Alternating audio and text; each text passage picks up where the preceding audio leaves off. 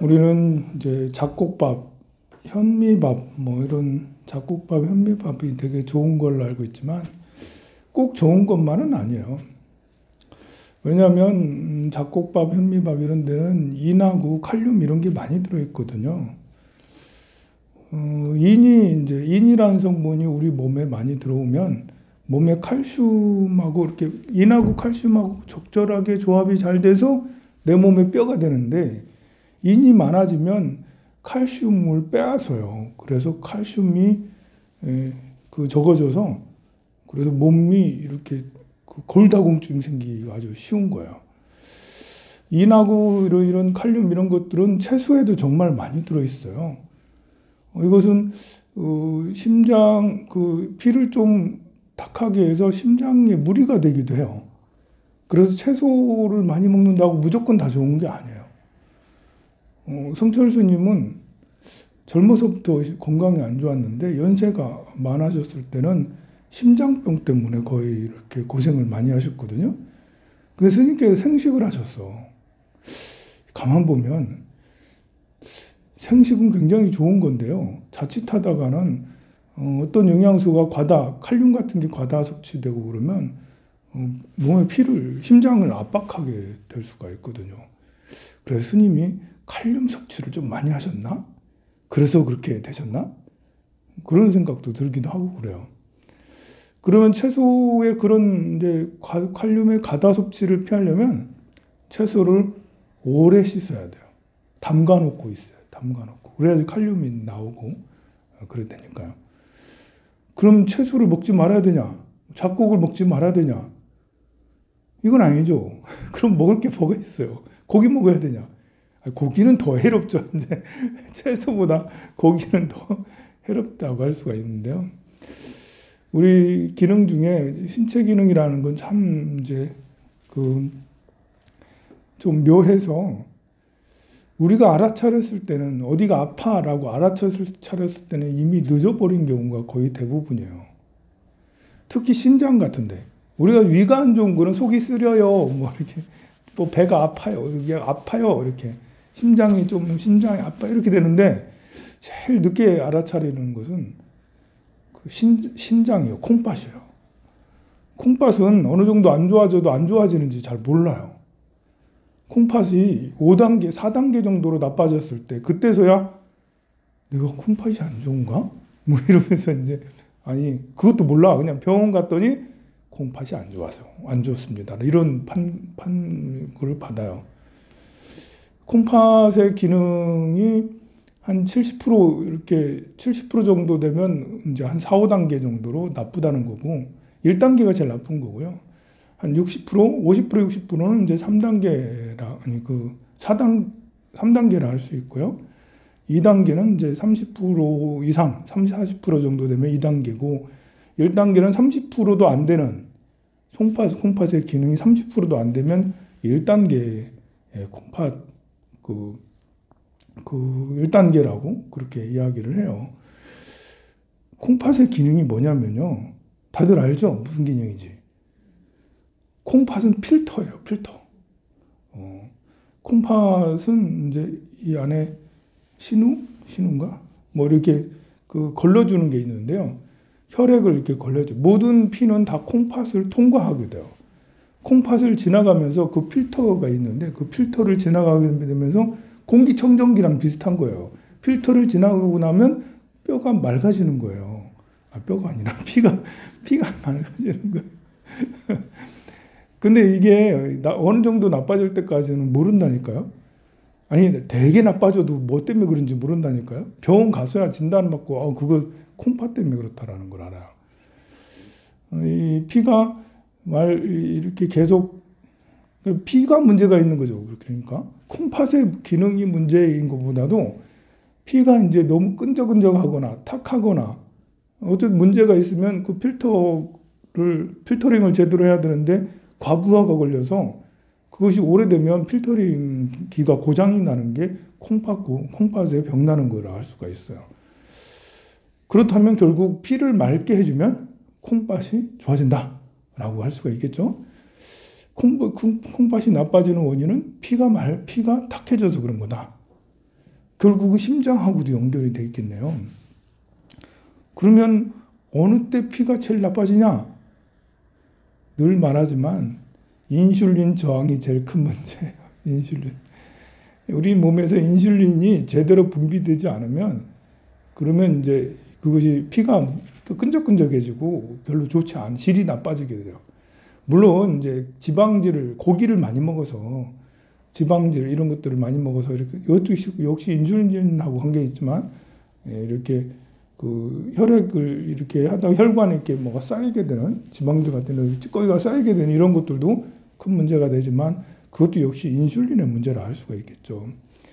역시 우리는 당분 조절이 참 중요하구나 알 수 있어요. 과당 섭취를 하면 그러면 이제 당장 인슐린 저항이 와요. 우리가 이제 좋아하는 과일, 포도, 귤, 단감, 사과, 배, 이게 다 사실 달면 달수록 과당이 굉장히 많은 거예요. 물론 설탕이 제일 나쁘죠. 설탕이 들어가는 뭐 우리 초코파이, 초콜릿 이런 것들은 더 나쁘겠죠. 설탕이 뭐 그냥 우리 캔음료 있잖아요. 캔음료 거기에 각설탕이 한 6, 7개 정도 들어가요. 조그마한 요 캔음료에. 얼마나 많은 설탕이 들어가겠어요. 그런데 그것들을 계속 즐겨 먹으면 참 안타까워요. 그죠? 근데 먹어도 되기도 해. 건강하면 되지 뭐. 그래서 이렇게 우리가 왜 운동을 해야 되냐? 잘 먹기 위해서. 맛있게 먹기 위해서. 먹어도 탈이 없게 하기 위해서. 그래서 운동을 하고 스트레스를 받지 말아야 되는 게 그런 이제 인슐린 저항 같은 경우는 먹는 것도 원인이 있지만 그 마음에 스트레스가 심하면 세로토닌이 분비가 잘 안 된다고 그랬잖아요. 멜라닌이 아니라 도파민하고 세로토닌이 잘 분비가 안 되니까요. 그것이 이제 내 몸의 신진 대사 활동을 증진시켜줘서 인슐린이 잘 분비되도록 해주는데 세로토닌이 분비가 안 되면 인슐린도 역시 안 되는 거예요. 그러니까 기분 좋은 상태에서 음식을 먹으면 그래도 그것이 소화가 잘 돼서 인슐린도 잘 분비가 되고 췌장액도 잘 분비가 되고 뭐 이렇게 해가지고 소화가 잘 되는데 그렇지 않은 상태에서 먹으면 이게 다 독이 된다 할 수가 있어요. 그러니 여러분들이 마음은 내 거니까 내가 조절할 수 있는 거예요, 사실. 누가 죽었다고 해서 그걸 너무 집착이 많아가지고 가까운 사람, 친한 사람, 가족이 죽었다고 해서 다 같이 따라 죽을 만큼 힘들어하지 말고요. 사람은 다 죽는 거잖아요. 아니 망했다고 해가지고 사업을 하다가 망했다고 해가지고 무슨 큰일을 하게 되는 것처럼 죽을 것처럼 그럴 필요 없는 거예요. 망하면 망하는 거지 할 수 없지 뭐 어떻게 그지가 되면 그지가 되는 거지 뭐 어떻게 해요. 그지로도 살아보는 것도 한번 해보는 거지 뭐. 그지도 나쁘지 않아요. 그지도 대한민국에서는 그지가 그래도 기초생활수급자로 정부에서 해줘서 좀 낫습니다. 그러니 인생 완전 폭망하는 것은 이 시대에는 그래도 정부가 어느 정도 이렇게 방어를 해주니까요. 그래서 너무 그렇게 망하는 것에 대해서 집착하고 그렇게 남한테 지는 것에 남한테 무시당하는 것에 대해 너무 집착할 필요 없어요. 제일 중요한 것은 내 마음이 중요한 거예요. 남이 날 어떻게 보는 게 중요한 게 아니죠. 내 마음 관리를 잘해서 마음이 늘 즐겁게 가지려고 노력하면 세로토닌이 잘 분비가 돼요. 즐겁게 하기 위해서 산책도 하고 또 명상도 하고 심호흡도 하고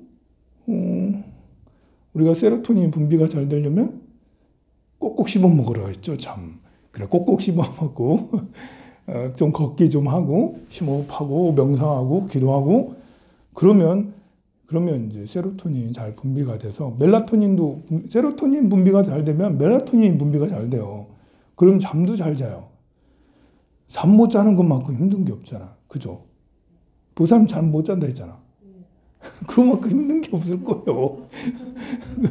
명상을 많이 하고 꼭꼭 씹어 드시고 명상을 많이 하고 이러면 그럼 멜라토닌이 잘 분비돼서 이렇게 그 이완이 잘 돼서 이렇게 잠도 잘 자게 돼요.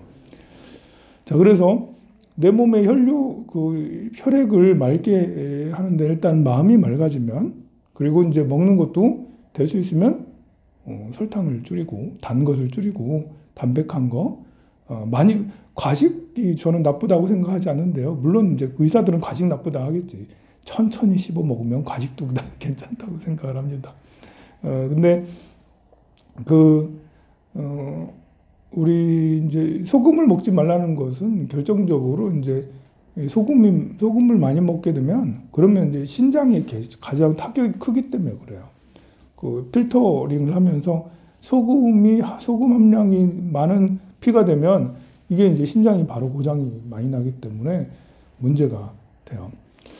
우리가 신장이 안 좋아지면 정말 이게 투석을 하게 되거든요. 투석이라는 것은 이게 대신 필터링을 해주는 거예요. 기계의 힘을 빌려서 내 신장이 기능이 안 좋으니까 피가 이제 이렇게 맑아지지가 않잖아요. 피는 계속 늘 매일매일 탁해져요. 계속 돌아가니까. 그래서 심장에서 걸러지는데 그게 걸러지지가 않으니까 일부러 기계의 힘을 빌려서 필터링을 시키는 게, 기계로 이렇게 피가 이렇게 지나가게 해서 좀 무섭죠, 약간. 몸에 있는 피가 그 기계를 통해 가지고 이렇게 가서 맑아져서 다시 돌게 하는, 이것을 투석이라 하는데요. 투석에는 복막투석과 혈액투석이 있어요. 여기다 복막을 해가지고 이제 이렇게 하는 건데요.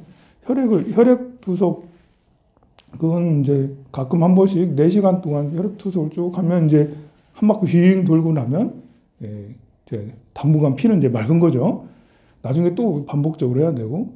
근데 복막투석은 여기다 구멍 뚫어가지고 이렇게 배속에다 이렇게 해가지고 하는 건데, 그건 집에서도 할 수가 있는 투석이라고 그래요. 이걸 하게 되면 이제 어디 가는 것도 참, 해외여행도 잘 못 가게 되고요. 무엇보다도 먹는 것에 큰 장애가 생겨요.